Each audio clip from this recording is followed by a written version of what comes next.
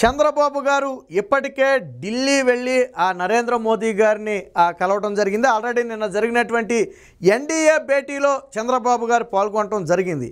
అయితే గతంతో పోలిస్తే చంద్రబాబు గారికి కేంద్ర స్థాయిలో ఎంత ఇంపార్టెన్స్ వచ్చిందో మనందరికీ తెలుసు. మీరు ఒకసారి జాతీయ మీడియా మొత్తాన్ని కూడా పరిశీలించండి. బీజేపీ కంటే కూడా చంద్రబాబు గారి గురించే ఎక్కువగా వార్తల్లో రావడం జరుగుతుంది. ఒకానొక సమయంలో ఇండియా కూటమి పిఎం పోస్ట్ ఆఫర్ చేస్తే చంద్రబాబు గారు వెళ్ళే అవకాశం ఉందా అని చెప్పి కూడా జాతీయ మీడియాలో చర్చ జరిగింది. సో ఇక్కడ పిఎం అవటం అనేది సమస్య కాదు. కాకపోతే చంద్రబాబు గారికి జాతీయ మీడియాలో అంత అటెన్షన్ ఎందుకు వచ్చిందంటే కీలకంగా మారటం. ఎన్డీఏలో అత్యధిక కాంట్రిబ్యూషన్ ఉన్నటువంటి పార్టీ తెలుగుదేశం పార్టీ. బీజేపీకి కావాల్సిన వాస్తవానికి ప్రభుత్వాన్ని ఫామ్ చేయడానికి 272 సీట్లు కావాలి. సో ఆ పూర్తి మెజారిటీ అనేది నరేంద్ర మోదీ గారికి రాలేదు. బీజేపీ 240 దగ్గరే ఆగిపోయింది. సో మొత్తం అలయన్స్ అందరినీ కలుపుకుని 293కు వచ్చింది. అయితే అందులో అత్యధిక కాంట్రిబ్యూషన్ ఉన్నటువంటి పార్టీ తెలుగుదేశం పార్టీ 16, తర్వాత నితీష్ కుమార్ 12 సీట్లతో ఉన్నారు. సో వీరిద్దరికి ప్రాధాన్యత పెరిగింది, ప్రధానంగా చంద్రబాబు గారికి. నిన్న మీరు పరిశీలించినట్టే ఎన్డీఏ భేటీలో ప్రధాని నరేంద్ర మోదీ గారి పక్కన చంద్రబాబు గారికి కుర్చీ వేయటం జరిగింది. సో ఎందుకు వేశారు అంటే అంత ఇంపార్టెన్స్ చంద్రబాబు గారికి వచ్చింది. మన ఫలితాల రోజు కూడా మధ్యాహ్నానికే 1 గంట 2 గంటల సమయానికే కేంద్రం నుంచి ఒక దూత వచ్చి చంద్రబాబు గారిని కలిసి అభినందనలు కూడా తెలపడం జరిగింది. ఎందుకంటే వాస్తవానికి సాయంత్రం అభినందనలు ఫోన్ చేసి తెలుపుతారు, అది వేరే విషయం. బట్ మధ్యాహ్నానికే బీజేపీ నుంచి ఒక దూత వచ్చారు అంటే చంద్రబాబు గారి మనసు మారకూడదు. ఆయన ఎన్డీఏ నుంచి బయటకు వెళితే ఆ ఎన్డీఏ ప్రమాదంలో పడుతుందని ఒక భయం. సో ఇప్పుడు మరి చంద్రబాబు గారికి ప్రాధాన్యత పెరిగింది. మరి ఏంటి చంద్రబాబు గారి కేంద్రంలో ఏ రోల్ ప్లే చేస్తారని మన అనుమానం. అయితే ఇప్పటికే ఎన్డీఏ కన్వీనర్గా చంద్రబాబు గారిని ఆల్రెడీ బీజేపీ సిఫారసు చేసిందని జాతీయ మీడియాలోనే వచ్చిన వార్తలు. సో అయితే ఆయన ఉంటారా లేదా అనేది ఇప్పటివరకు స్పష్టత లేదు. దాన్ని కాసేపు పక్కన పెడితే చంద్రబాబు గారు ఇప్పుడు కేంద్రంలో కొన్ని కీలకమైనటువంటి పదవులు డిమాండ్ చేస్తున్నట్టుగా తెలుస్తుంది. మొట్టమొదటిగా స్పీకర్ పదవి, లోక్సభ స్పీకర్ పదవితో పాటు 4 లేదా 5 మంత్రులనైతే చంద్రబాబు గారు కేంద్రంలో డిమాండ్ చేసినట్టుగా తెలిసింది. ఒక 2 నుంచి 3 సహాయ మంత్రులు డిమాండ్ చేసినట్టుగా జాతీయ మీడియాలో వస్తున్నటువంటి కథనాలు.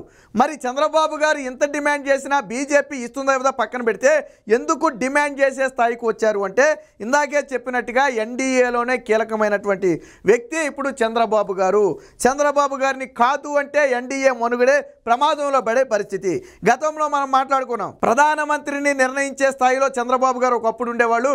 పిఎం ఆఫర్ వస్తే కూడా ఆయన వదులుకుని రాష్ట్రం కోసమే పనిచేశారని చెప్పి మాట్లాడుకుంటే ఇప్పుడున్న యువతకు చాలామందికి తెలియదు. ఒక 20 ఏళ్ళు 25 ఏళ్ళు ఉన్నటువంటి యువతకు అది నమ్మేవాళ్ళు కాదు. ఇదేదో భాగస్వామ్యంలో ఏదో ప్రచారం చేస్తున్నారనేవాళ్ళు.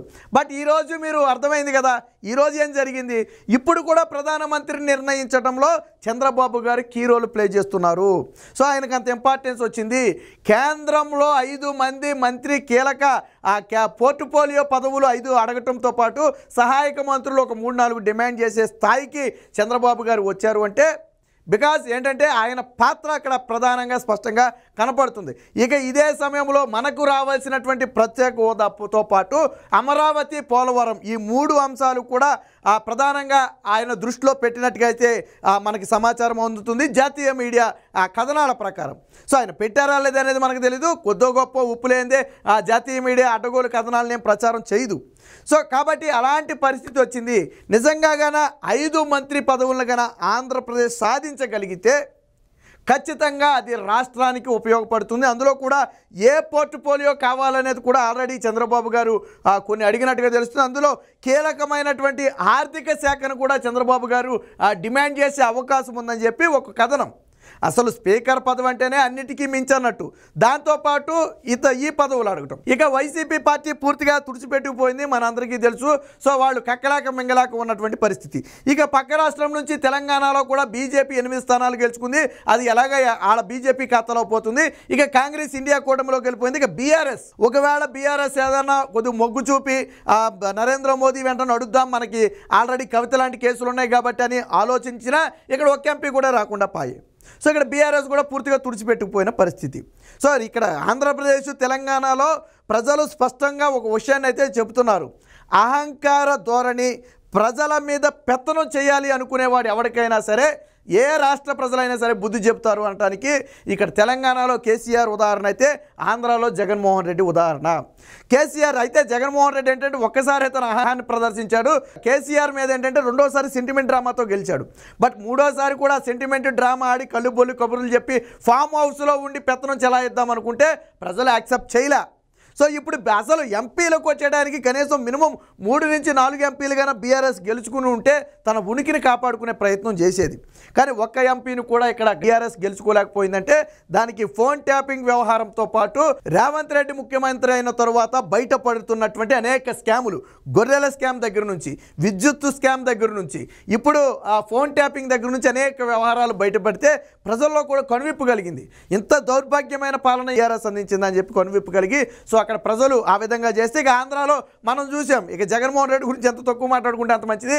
ప్రతిపక్ష హోదా కూడా లేకుండా ఈడ్చి కొట్టారు ఆంధ్రప్రదేశ్ ప్రజలు. వాళ్ళు ఇప్పుడు బాధపడినా మీరు 5 ఏళ్ల పాటు బాధ పెడితే ప్రజలు తమ రోజు కోసం ఎదురు చూశారు, తర్వాత దెబ్బ కొట్టారు. కానీ అన్ని దెబ్బలను ఓర్చుకున్నటువంటి చంద్రబాబు గారు ఈరోజు కేంద్రంలో కింగ్ మేకర్ కాగలిగారు. సో రోజులన్నీ ఒకేలాగా ఉండవు. అలాగే పాలిటిక్స్లో శాశ్వత మిత్రులు శాశ్వత శత్రువులు ఉండరని చెప్పి అంటాం. అసలు అంతెందుకు, చంద్రబాబు గారు అరెస్ట్ అయిన సమయంలో బీజేపీ నుంచి పెద్దగా ఎవరు స్పందించరా, కీలక నేతలు ఎవరు కూడా ఆయన అరెస్టును ఖండించరా. గతంలో షర్మిల గురించి మాట్లాడినటువంటి బీజేపీ నేతలు చంద్రబాబు గారి గురించి మాట్లాడాలి. ఎందుకనంటే వాళ్ళు అప్పటికి పొత్తు గురించి పెద్దగా లేదు కాబట్టి ఇలాంటి సమయంలో జగన్మోహన్ రెడ్డితో ఉంటారో టీడీపీతో ఉంటారో తెలియక వాళ్ళు స్పందించరా. కానీ ఈరోజు చంద్రబాబు గారు వస్తే మొత్తం క్యాబినెట్ మొత్తం నిలబడి చంద్రబాబు గారికి స్వాగతం పలికి ఆయన కూర్చోబెట్టాల్సిన పరిస్థితి వచ్చింది. అంటే రాజకీయం చూడండి ఎంత వేగంగా మారిపోయిందో. అప్పట్లో చంద్రబాబు గారు బీజేపీతో పొత్తు పెట్టుకుంటే చాలామంది విమర్శించారు. జనసేనతో పెట్టుకుంటే గెలిచేస్తారు కదా, ఓట్లే లేని బీజేపీతో పెట్టుకోవాలా, ఈ చంద్రబాబు గారికి అంత భయం ఎందుకు? చంద్రబాబు గారిది భయం కాదు, తెలివి. ఈరోజు నేషనల్ మీడియా మొత్తం చంద్రబాబు గారి పేరు గురించి ఎందుకు మాట్లాడుతుంది అంటే చంద్రబాబు గారు ఏ పని చేసినా దానికి ఒక లెక్క ఉంటుంది. చాలామందికి తెలియని అంశం. ఆ ఉండవల్లి అరుణ్ కుమార్ లాంటి వాళ్ళని అడగండి, కొద్దిగా చెప్తాడు. చంద్రబాబు గారు ఆయన జగన్మోహన్ రెడ్డికి ఒత్తాసపడినా చంద్రబాబు గారి గురించి తెలుసు. చంద్రబాబు గారు వేసే ప్రతి అడుగు కూడా ఎంతో వ్యూహాత్మకంగా ఉంటుంది. ఆయన ఒకసారి చెక్ పెట్టాడు అంటే తప్పించుకోవడానికి అవకాశం ఉండదు. కాకపోతే ఏంటంటే 2014 నుంచి 19 వరకు ఆయన పాలన అమరావతి, పోలవరం, పట్టిసీమ అని మొత్తం వ్యవస్థ మొత్తాన్ని కూడా మొత్తం నిర్వీర్యం చేయటం. ఒక రకంగా ఏంటంటే పార్టీ క్యాడర్ని కానివ్వండి లేదా ఈ ఆలోచన విధానాన్ని కానివ్వండి ఆయన పూర్తిగా పక్కన పెట్టాడు.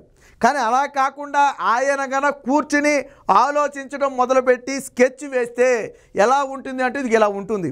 జగన్మోహన్ రెడ్డి రాయలసీమలో నాకు ఎదురే లేదు, మొత్తం ఎంత ఈడ్చికొట్టే రాయలసీమలోనే 40 సీట్లు నేను గెలుస్తాను 52లో, ఈ ప్రాంతాల్లో ఒక 30 సీట్లు గెలిచినా కానీ దాదాపుగా మెజారిటీకి దగ్గరగా వెళ్ళిపోతాను, నాకేం ప్రాబ్లం లేదని చెప్పి జగన్మోహన్ రెడ్డి భావించాడు.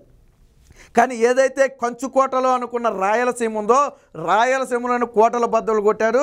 జగన్మోహన్ రెడ్డి కడప జిల్లాలోనే కోటకు బీటలు వాడాయి. అంటే చంద్రబాబు గారు ఒక్కొక్క స్టెప్పు ఎంత పకడ్బందీగా వేశారు, ఎంత వ్యూహాత్మకంగా వేశారు. ఏదో అష్టదిగ్బంధనం అంటారు కదా, ఆ రకంగా జగన్మోహన్ రెడ్డిని అష్టదిగ్బంధనం చేశారు. సో ఫలితమే ఈరోజు చంద్రబాబు గారు అఖండ మెజారిటీతో గెలవటమే కాకుండా కేంద్రంలో చక్రం తిప్పే స్థాయి.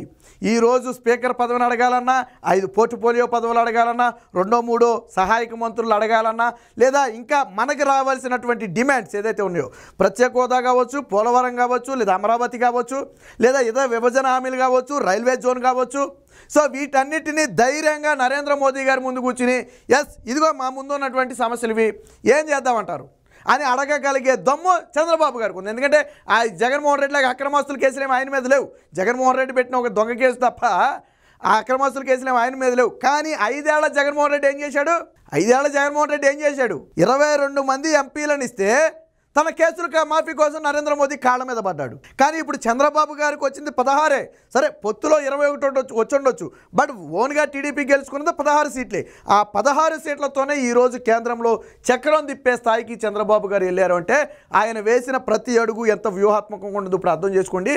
చాలామందికి ఆయన రాజకీయ ఎత్తులు తెలియదు అనుకుంటారు. ఆయన ఏదో ఇంకా పాతకాలపు మనిషిలాగా ఉన్నాడు, ఆయన ఏంటి పాత పద్ధతిలో వెళ్తున్నాడు, ఎందుకు బీజేపీతో పొత్తు, ఎందుకు కాంగ్రెస్తో పొత్తు, ఎందుకు వీళ్ళతో పొత్తు, లేకపోతే ఆ నిర్ణయం ఎందుకు, ఈ నిర్ణయం ఎందుకు, అసలు బీజేపీకి అన్ని సీట్లు ఇవ్వటం ఏంటి, 10 సీట్లు ఇవ్వటం ఏంటి, ఇవి 6 సీట్లు ఇవ్వటం ఏంటి, వాళ్ళకు ఉన్నటువంటి ఓటు శాతం ఎంత అని రకరకాల విమర్శలు చేశారు. బట్ ఆయన వేసే ప్రతి అడుగుకి ఒక స్ట్రాటజీ ఉంటుంది. ఆయన తగ్గాడు అని మీరు అనుకున్నారు. ఎందుకు తగ్గాడో ఈరోజు తెలిసి వచ్చింది. ఆయన నెగ్గటం కోసం తగ్గాడు. నెగ్గిన తర్వాత ఆయనే కింగ్ మేకర్గా మారాడు. సో కాబట్టి చంద్రబాబు గారి గురించి చాలామందికి తెలియకపోవచ్చు. జగన్మోహన్ రెడ్డి కూడా గతంలో మీరు జగన్మోహన్ రెడ్డి అనలేదా? మీరు గుర్తు తెచ్చుకోండి ఒకసారి. చంద్రబాబు అనే వ్యక్తి మనకు నథింగ్, అసలు ఆయన మన లెక్కలోనే లేడు. చంద్రబాబు అనే వ్యక్తి నథింగ్ అని జగన్మోహన్ రెడ్డి చెబితే వైసీపీ సోషల్ మీడియాలో విపరీతంగా ట్రోల్ చేశారు. After all Chandrababu nothing, Jaganmohan Reddy king, 20 ఏళ్ల పాటు సీఎం అన్నారు. ఓకే, ఆయన మౌనంగా ఉన్నాడు. చాలామంది మొన్న కూడా అడిగారు, ఫలితాల మీద చంద్రబాబు మాట్లాడట్లేదు, ఎన్నికలైన తర్వాత విదేశాలకు వెళ్ళిపోయాడు, ఈయనకి కూడా డౌట్ ఉన్నట్టుంది, లేకపోతే ప్రతిసారి చంద్రబాబు ఏదో ఒకటి మాట్లాడతాడు. ఆయన మాటలు కాదు, చేతల్లో చూపించాలనుకున్నాడు, చూపించాడు. అందరికీ అనుమానం ఉండొచ్చు, మాకు 120 ఎలా వచ్చినాయని కొంతమంది ఓ ఆశ్చర్యంలో ముంచెత్తిపోతున్నారట. ఆల్రెడీ నా సర్వే సంస్థలన్నీ కాసేపు పక్కన పెడదాం. ఆల్రెడీ నారా లోకేష్ 160 సీట్లకు తగ్గకుండా గెలుచుకుంటున్నాం అని ఆయన మీడియాతో మాట్లాడిన ప్రతిసారి చెబుతూనే వచ్చాడు. ప్రతిపక్షంలో ఆయన ప్రతిసారి చెప్తూనే వచ్చాడు. మంగళగిరిలో పాదయాత్ర చేసినప్పుడు చెప్పాడు, ఇతర పాదయాత్ర సమయంలో చెప్పాడు. ఎన్నికలకి ఇంకా 15 రోజుల సమయం ఉన్న సమయంలో కూడా మేము ఖచ్చితంగా 160 సీట్లు గెలుస్తామని ఆల్రెడీ నారా లోకేష్ చెప్పాడు. ఆల్రెడీ ఆ పార్టీలో కాన్ఫిడెన్స్ ఉంది. ఎందుకంటే వాళ్ళు వ్యూహాత్మకంగా అడుగులు వేశారు, ప్రజల్లో మార్పు వచ్చింది, సక్సెస్ఫుల్గా ముందుకెళ్లారు, కూటమి కుదిరింది కరెక్ట్గా. కాబట్టి వాళ్ళకి ఆశ్చర్యం లేదు. 164 వస్తే టీడీపీ ఏం పెద్ద ఆశ్చర్యపోవట్లా, జగన్మోహన్ రెడ్డి ఆశ్చర్యపోతున్నాడు. కానీ జగన్మోహన్ రెడ్డి ఏం చేశాడు? ప్రజల్ని ఎంతలా మోసం చేశాడు? ఐపాక్ బృందం దగ్గరికి వెళ్ళి గతాన్ని మించిన విజయం అంట, దిక్కు దివాణం లేకుండా చేశారు. గతంలో 151 వస్తే మధ్యలో 5 బీకేసి 11 మిగిల్చారు. సో ఇది మొత్తంగా జాతీయ స్థాయిలో మాత్రం ఇప్పుడు చంద్రబాబు నాయుడు అనే పేరు మాత్రం ప్రకంపనలు సృష్టిస్తుంది. ప్రతి బీజేపీ నేతకు చంద్రబాబు నాయుడు పేరు చెబితే ఎక్కడ లేని గౌరవంతో పాటు భయం కూడా ఎందుకు వస్తుంది అంటే, ఈ రోజు ఉన్నటువంటి పరిస్థితుల్లో చంద్రబాబు గారే కింగ్ మేకర్. ఆల్రెడీ ఆ ఇండియా కూటమి కూడా ఆల్రెడీ చెప్పారు, ఎవరో మాట్లాడుతుంటే ఆహ్వానం పంపడం గురించి ఆలోచిస్తాం, ఎన్డీఏకి అలాగే చంద్రబాబు గారికి నితీష్ కుమార్కి ఇద్దరికి కూడా మేము ఆహ్వానం పంపే ప్రయత్నం చేస్తాం, అది మాట్లాడుకున్న తర్వాతనే ఆల్రెడీ చెప్పారు. కాబట్టే వీళ్ళకి ఈ భయం మొదలైంది. ఏది ఏమైనప్పటికీ ఇప్పుడు దేశవ్యాప్తంగా చంద్రబాబు గారి పేరైతే మారు మోగుతుంది అనటంలో సందేహం లేదు. రేపు కూడా ఆయన ఎన్డీఏ మీటింగ్కి వెళ్ళబోతున్నారు. ఎంపీలతో ఆల్రెడీ ఈరోజు భేటీ నిర్వహిస్తున్నారు. ఎంపీలందరినీ తీసుకుని రేపు వెళ్ళిపోయి రాష్ట్రపతిని కలవటానికి అవకాశం ఉంది. ఎందుకంటే నూతన గవర్నమెంట్ని ఫామ్ చేస్తున్న నేపథ్యంలో ఇప్పటికే ఆ బీజేపీ నరేంద్ర మోదీ గారి ప్రమాణ స్వీకారం 9వ తారీఖున ఉంది. దానికి రావాలని చెప్పి ఆ ఎంపీలందరికీ, టీడీపీ ఎంపీలందరికీ కూడా, ఆ జనసేన ఎంపీలందరికీ కూడా ఇప్పటికే ఆహ్వానాలు కూడా వచ్చాయి. మొత్తంగా ఇప్పుడు జాతీయ స్థాయిలో హాట్ టాపిక్గా మారిన పేరు ఏదైనా ఉందంటే అది నారా చంద్రబాబు నాయుడు అనే పేరు మాత్రమే.